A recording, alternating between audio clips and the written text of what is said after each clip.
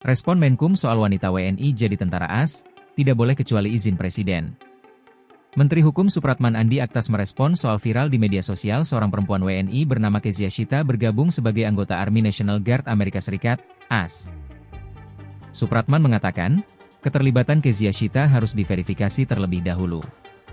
Sebab, kata dia, pada prinsipnya, WNI tidak boleh menjadi tentara asing kecuali mendapatkan izin dari Presiden. Itu harus diverifikasi terlebih dahulu, kebenarannya.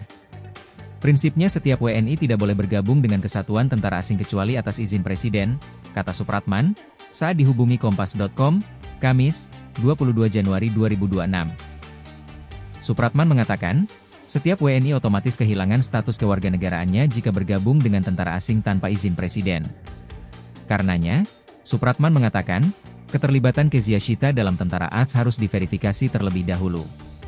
Dia mengatakan, jika terbukti ikut menjadi tentara asing, Kementerian Imigrasi akan melakukan pencabutan paspor. Makanya harus dipastikan betul soal kepastian keterlibatannya.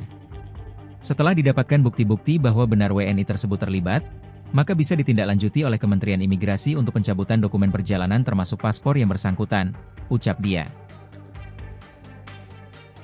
Download Tribun X sekarang, menghadirkan lokal menjadi Indonesia.